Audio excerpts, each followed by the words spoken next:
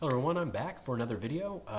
Obviously I kind of marked the end of MBTV on the last video with Trey. It was a great conversation. It was a 2.5 hour video, a lot of fun, a lot of jokes, a lot of laughing, but now it's time to really get down to what I really want to do.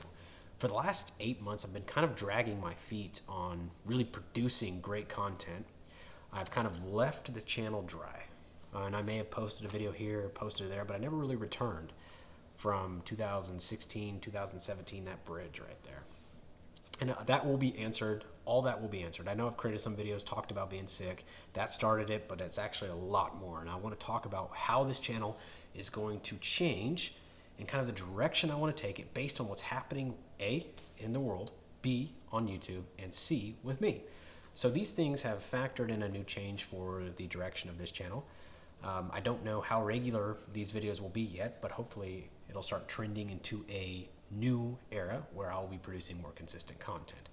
Now, first off, I want to say that we've recently seen the return of Dave's Superpowers. If you don't know who he is, he produced videos about MBTI and typology probably 5 or 6 years ago, and great starting point. And he just recently returned with a lot of new information about typology in a brief 5-6 minute videos, 7-minute videos, which I'm really excited about. So in general, I'm really excited about where the typology community has come, because when I started, there was nothing out there. I mean, probably 4 or 5 channels that really had any credibility. Everybody else was kind of just like, oh, I'm an INFP, life is so hard, like, bro. But now it's gotten to where people are actually producing pretty valuable content. So that's left me without the need to reinvent those wheels and actually give credit where it's due, and not needing to produce a lot of the videos I had in mind, say, a year or 2 ago. So congratulations to the community. A lot of channels are turning into these great things, and I've seen them kind of flourish, and I'm really excited about that, because with great ideas, we're cultivating a new culture with ideas now. And I'm really excited about a new thing I'm kind of working on with the typology community. It's less about typology and more about application. But the one thing that Dave Superpowers said in his videos was more about benchmarking, which I thought was one of the main points that I took home from those videos, is that we've all used these arbitrary terms, right? FI is selfish, and FE is not, and FE is fake, and FE people like to hug people and make sure people are okay. FI people are like, bro, fuck you, and all that. How do you measure that, right? You can't.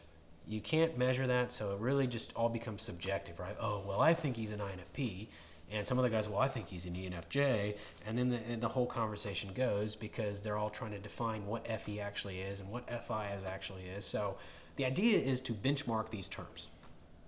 And so that way you fall into a category of type, and if you identify with that type, let me say this. If you understand that type and you say that's what you are, then you obviously can understand and identify with some of the weaknesses of that type.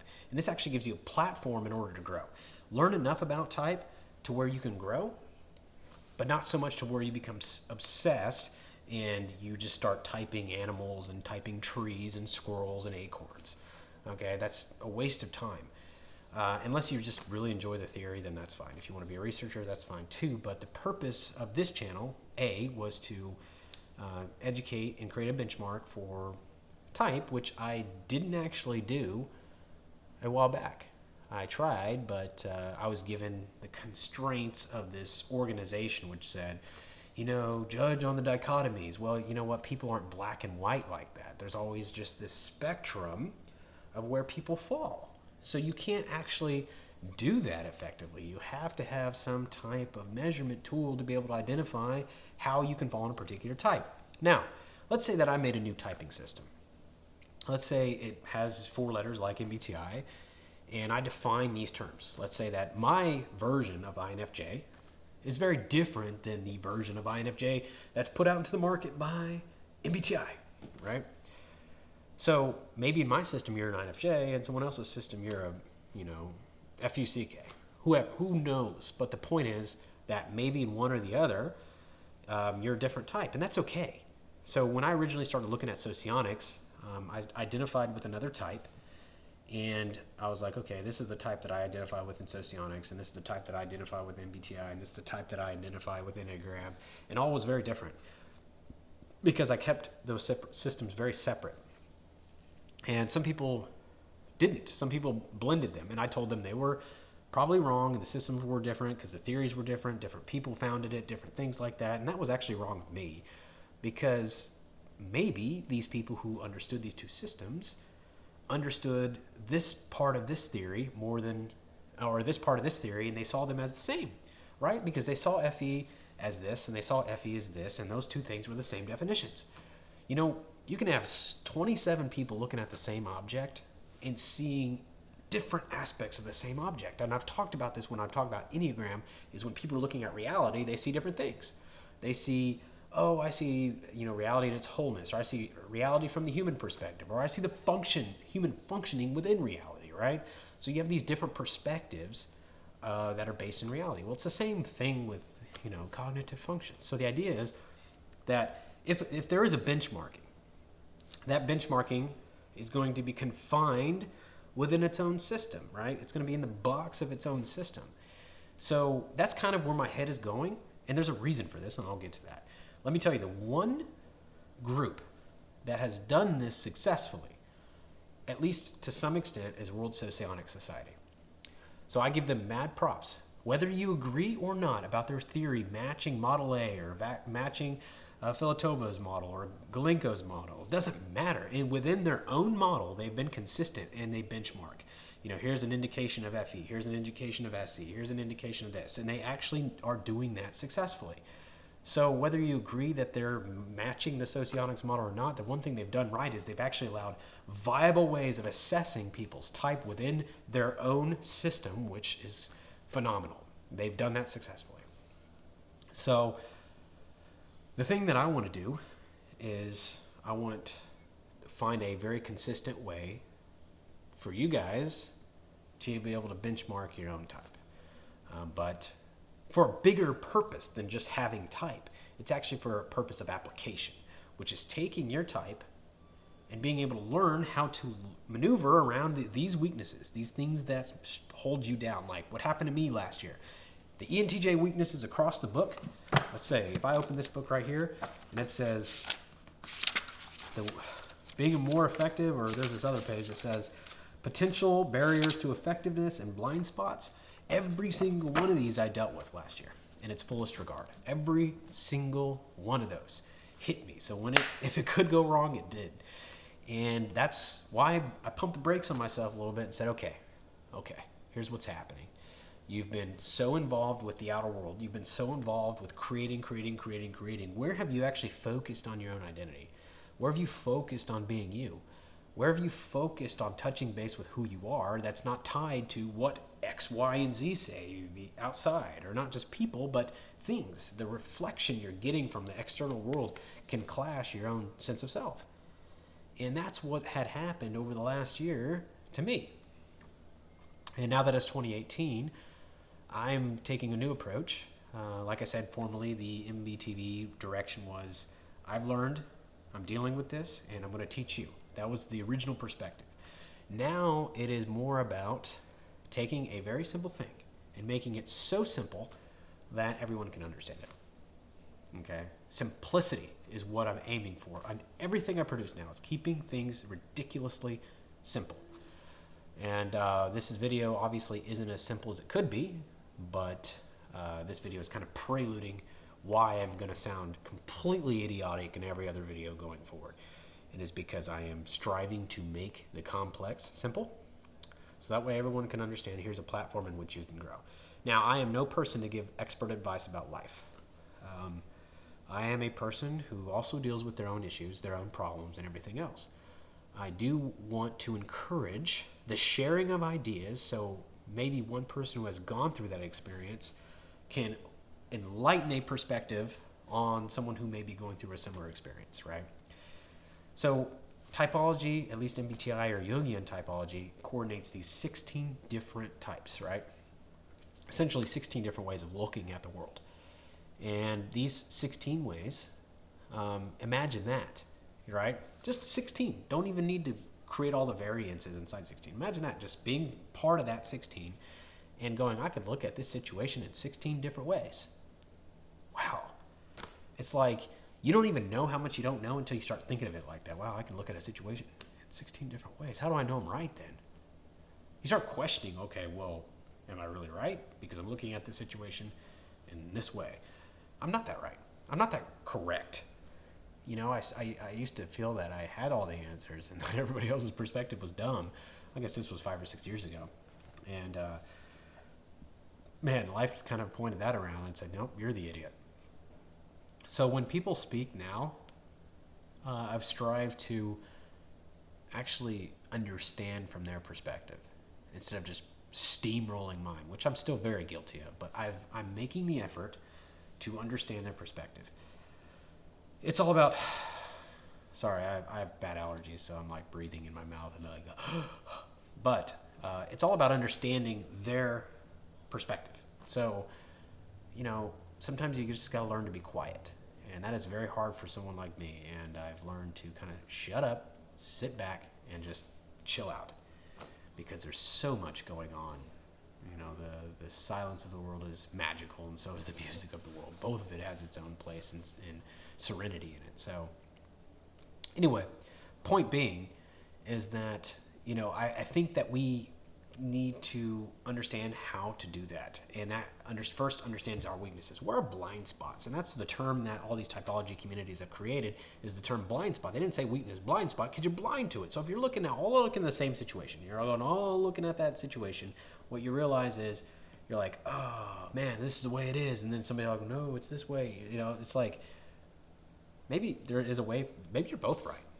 How do you do that though? How do you really, I mean, if they sound blatantly wrong, how do you do that? Well, that's what I'm going to be talking about, is how to find that consensus point, how to actually align with somebody, even though it may be seemingly contradictory. A lot of this has to do with leadership principles. A lot of this has to do with executive intelligence. A lot of this has to do with different levels of critical thinking.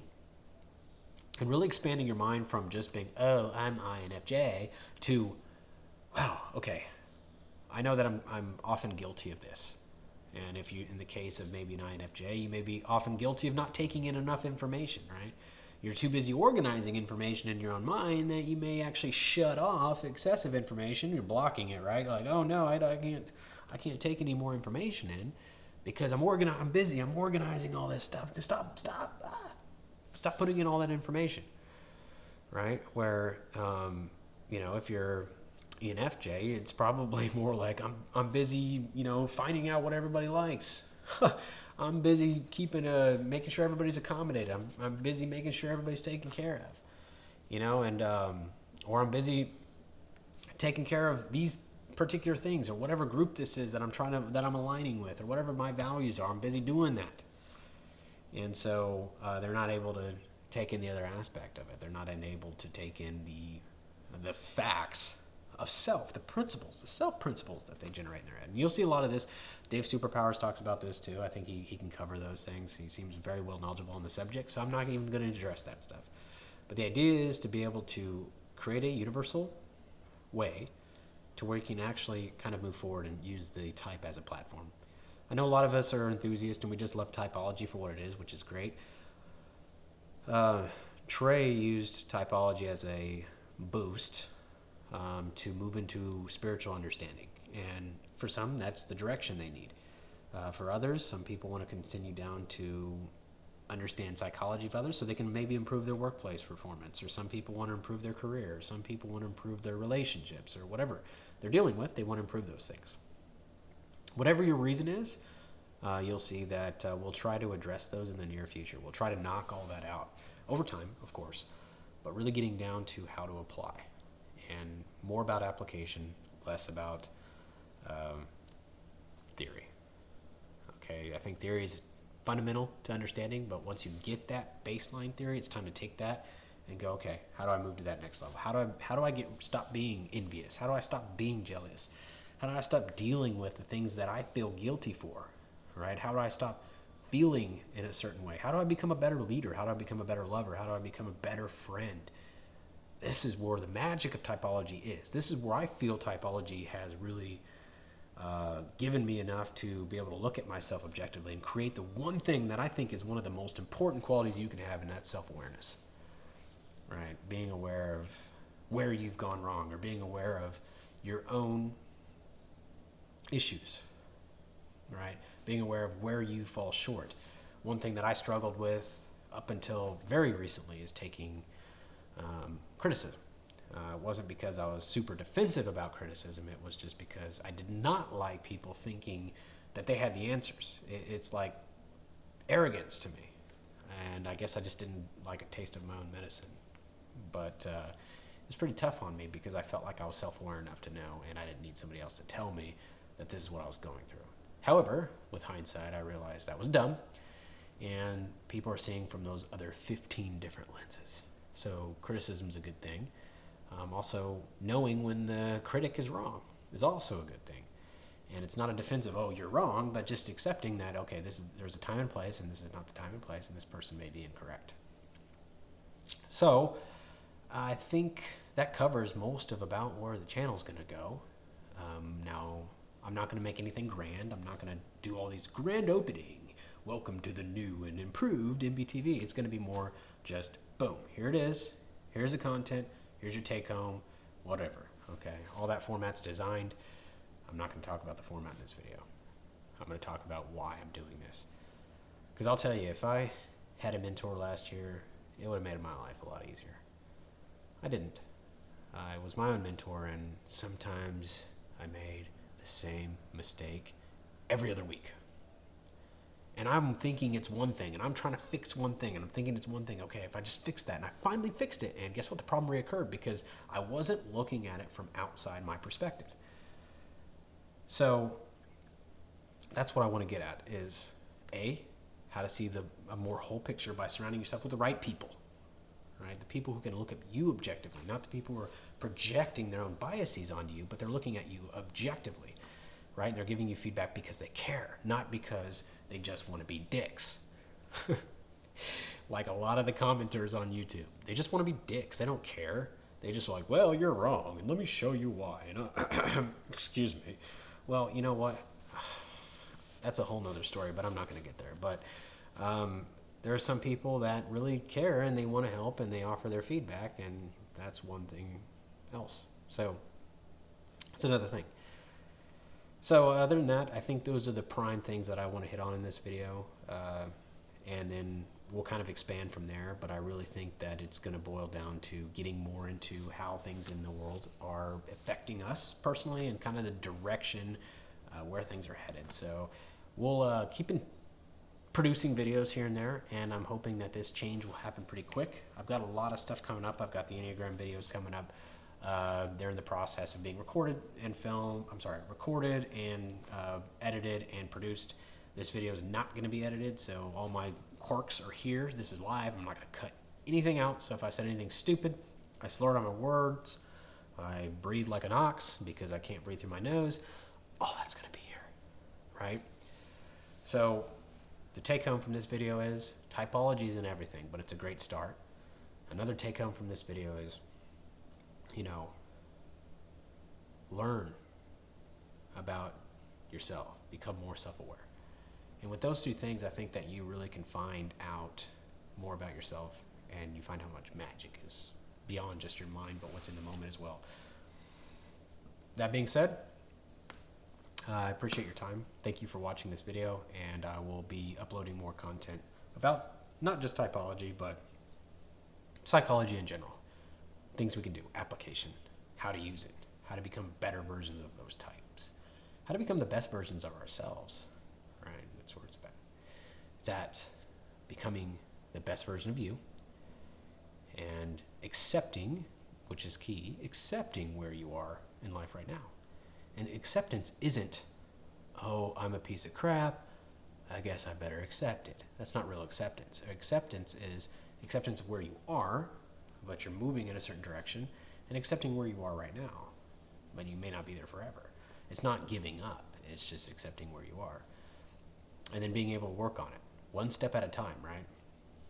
I recently did this with working out because I used to be a lot more fit than I am today. And then I'll stop ranting. But used to be a lot more fit. And so I was like, man, there was a day where I do 50 pull-ups. I was like, I'll do 50.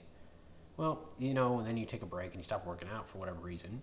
And you come back and you say, oh, I can't do 50 more. That's really discouraging. You do 5 and you're like, oh, it hurts. I can't do it. And then you get really frustrated because you're not where you used to be and you feel so weak and you just want to quit, right? I'm sure we've all experienced those moments in our life. Well, this is a good example. Instead, just realize that, okay, I'm going to do 5. I'm going to just do 5. Then I'll just do 10.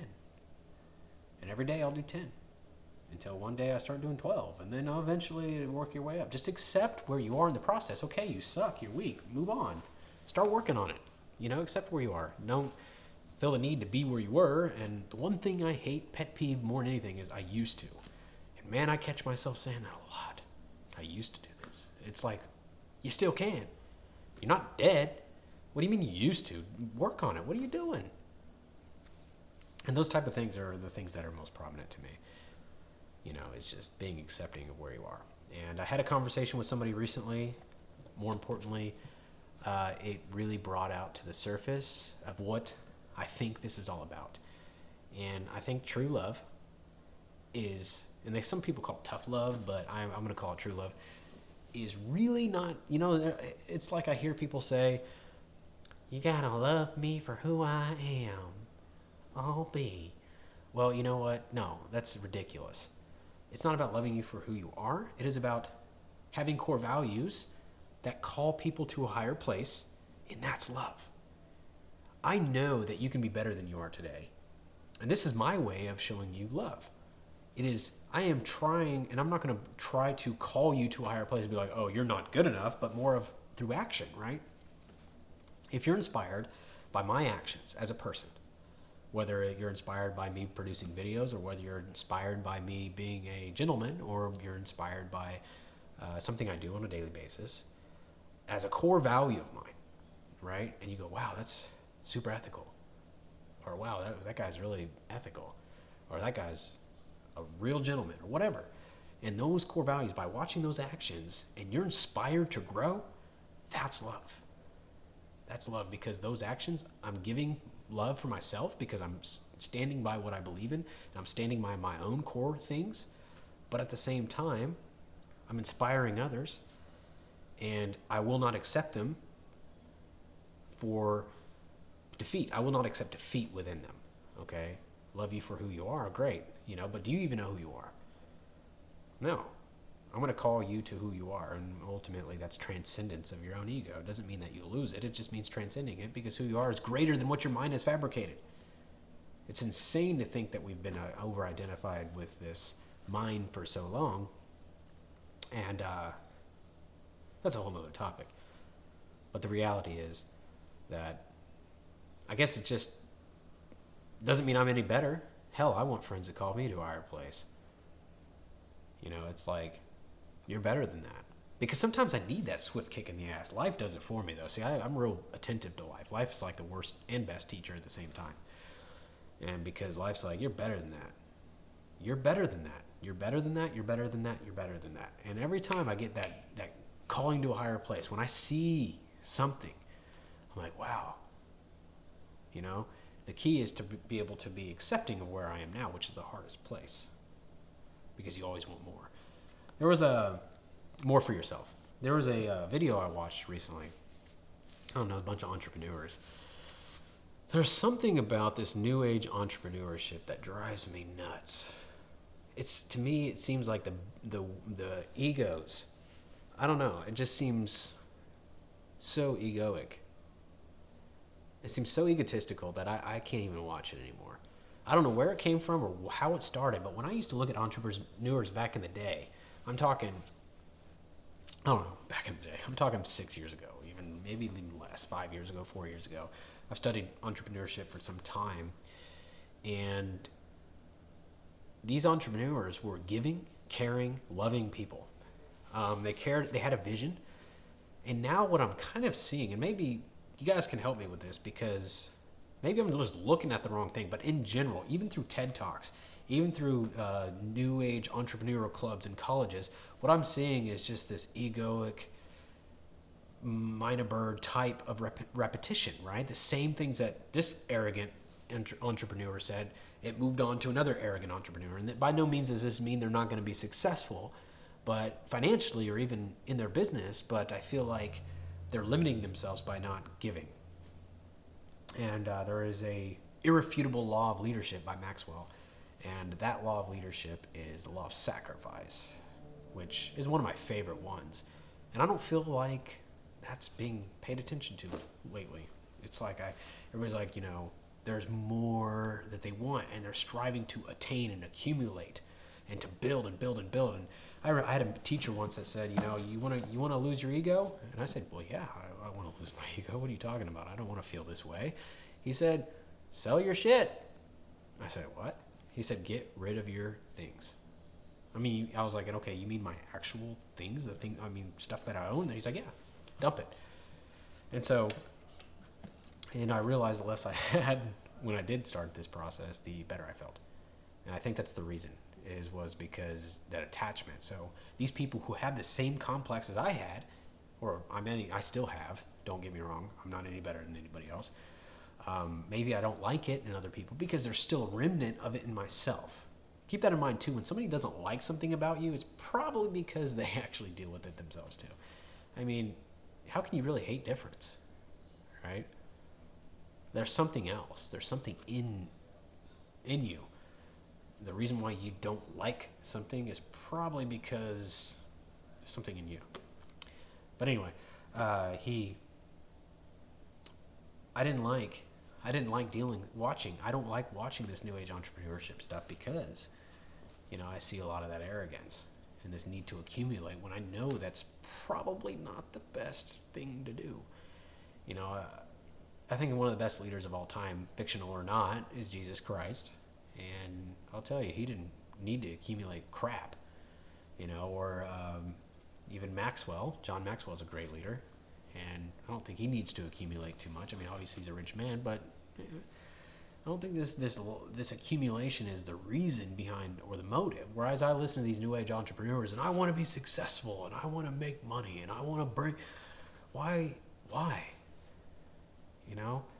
I want to hear that. And again, maybe they have a core motive, but that's what comes out because it looks good to other people. I don't know. But that core motive is what is the light that shines through this casing, this shell of an ego, the light that pierces into people and moves people in their heart is selflessness. And that's what boosts these people up to high levels of respect. That's what boosts these people up to high levels of influence, to where almost in the sense that they need to be, they somehow find themselves removed from the planet because they're too good for this place in a way. And it's such selflessness that it's even hard to fathom being me. And it's watching it just blows me away.